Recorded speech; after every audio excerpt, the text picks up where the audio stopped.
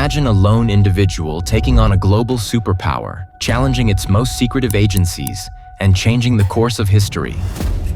This is the story of Edward Snowden, the man who, in 2013, exposed the secrets of America's intelligence apparatus to the world, becoming one of the most wanted men on the planet.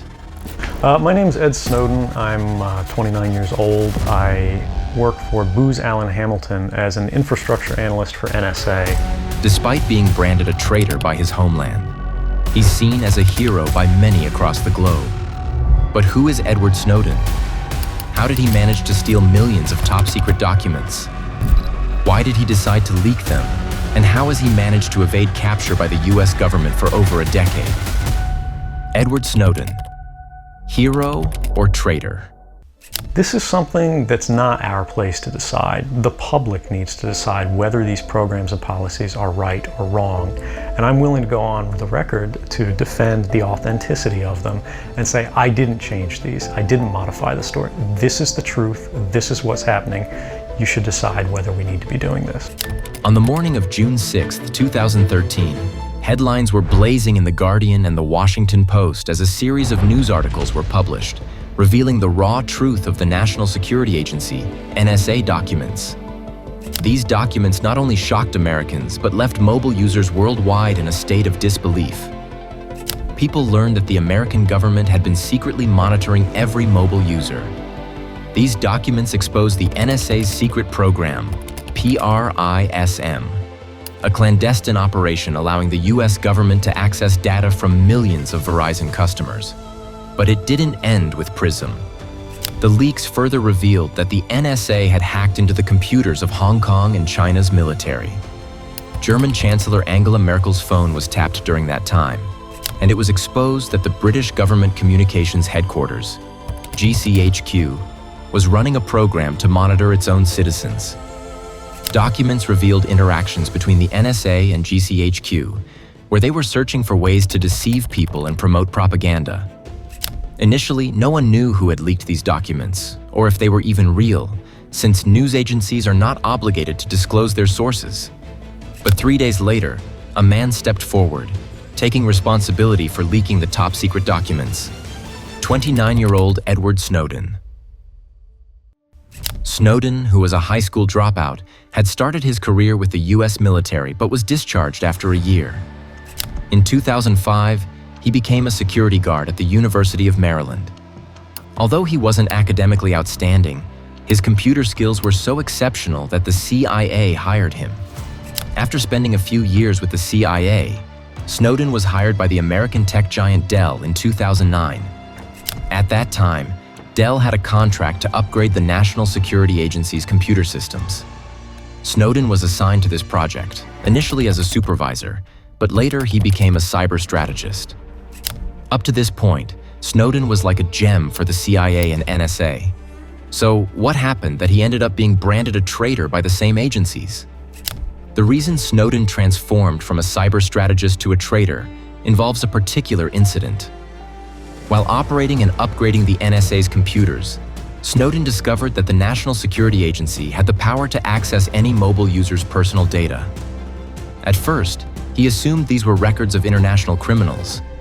But in reality, they were not criminals. They were law-abiding American citizens. Around this time, a debate was raging in the US Congress about intelligence issues. Ron Wyden, an American politician, asked a direct question to the NSA director, James Clapper, during a congressional hearing broadcast live on national television. Does your agency collect data on Americans? In front of millions of viewers, James Clapper outright denied it, saying, "No, our work is only about foreign intelligence." Seeing his director lying so blatantly in front of millions of people shocked Snowden. Angered by this, 3 days later, he resigned from his job at Dell, where he was earning $200,000 annually. In 2013, Snowden left Dell and joined Booz Allen Hamilton, a company that worked with the US military, CIA, and NSA. Here too, he was assigned to an NSA project. The National Security Agency claims that Snowden stole so many files from their system that they can't even estimate the number. It could be more than 2 million. But how did Snowden manage to copy the top-secret files of such a high-security agency without anyone noticing? Surprisingly, he didn't use any complicated hacking tools. Instead, he used a simple USB drive for this task. But how? Even in normal offices, there is often a ban on USB drives to prevent data theft. Furthermore, in any company's system where there is confidential data, not every employee has the authority to access the data. And this was the NSA's computer system, considered to be highly secure. Before carrying out this operation, Snowden meticulously planned his escape and took advantage of his location. Since Booz Allen Hamilton had hired him for an NSA project, he was stationed in Hawaii, which is 5,000 miles away from the NSA's Maryland headquarters. Hawaii is 6 hours behind Maryland, meaning that when Snowden was working in his Hawaii office, everyone at the NSA headquarters had already gone home. Another advantage was that he had access to the NSA headquarters servers via a thin client system that was outdated. The third advantage was that Snowden himself was a system administrator, which meant he had a high-security clearance profile with more access rights. This allowed him to copy data from any system without being noticed.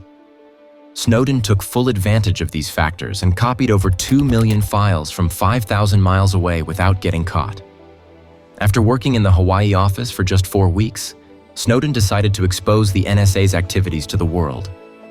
He cleverly copied all the documents onto a USB drive, hid the drive from the security guard, and took leave under the pretext of being sick. He turned off his phone and flew directly from Hawaii to Hong Kong. Reaching Hong Kong, Snowden met with a few trusted journalists and handed over the documents to them. The very next day, these documents became the headlines of every major news outlet around the world. Snowden's leaks sparked a new debate about the NSA's secret powers.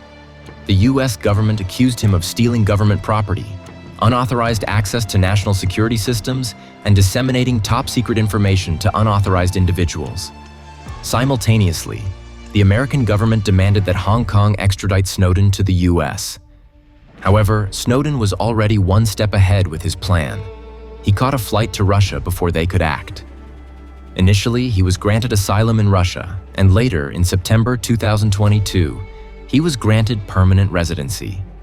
In Russia, Edward Snowden continued to speak out against the mass surveillance practices of intelligence agencies worldwide. He shared more revelations that shook people's trust in the digital age. One of the most notable revelations he made was about the existence of a tool called Nosy Smurf. This tool allows security agencies to access your phone's microphone without your knowledge, letting them eavesdrop on conversations around you without any interruption. Imagine the implications of such technology. You could be sitting in the comfort of your home, having a private conversation, and unknowingly, every word could be recorded by a government agency miles away. It raised a serious question. If they can do this, what else can they do? This revelation led to global outrage. Many started questioning the ethical boundaries of intelligence agencies. Governments were forced to address these concerns as trust between the public and the authorities was severely damaged. Many people saw Snowden as a traitor, but to others, he was a hero who had exposed the dark side of a government agency that was operating with unchecked power. His actions sparked a global debate on privacy, surveillance, and the power of the state over individual freedoms. What do you think of Edward Snowden? Was he a hero who risked everything to reveal the truth, or a traitor who betrayed his country? Share your thoughts in the comments below. And if you found this video enlightening, make sure to like, share, and subscribe for more deep dives into the stories that shape our world. Thank you for watching, and we'll see you in the next video.